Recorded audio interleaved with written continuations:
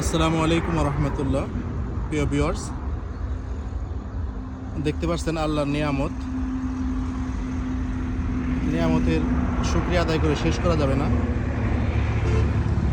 ছোট্ট একটা গাছে এত পরিমাণ শিম আসছে কল্পনার বাহিরে। আপনাদের সাথে একটু শেয়ার করি। মূলত এই গাছটি এমন একটা জায়গায় লাগানো হয়েছিল, এখানে বিচিগুলো দেখেন একেবারেই বালি, এখানে মাটির কোনো স্পর্শ নাই, একেবারে বালি মাটি, বালি বালি বালি এবং খোয়া টাইলস মাইলস মিশ্রিত একটা জায়গায়। এটার গুঁড়া। এখানে যখন বীজটা আমি লাগাই একেবারেই সুতার মতো হয়েছিল, এর চেয়ে হচ্ছে কোন ভাবছিলাম যে এটা হবে না, কাউকে দিয়ে দিই।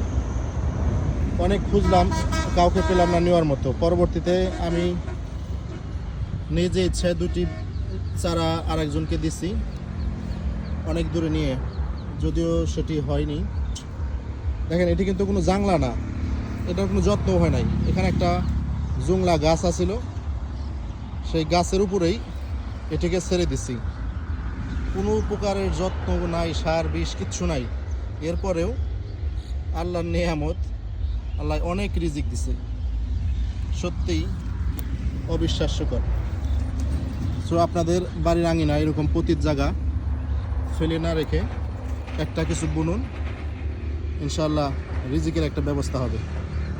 ওকে, ভালো থাকুন সবাই। আসসালামু আলাইকুম রহমতুল্লাহ।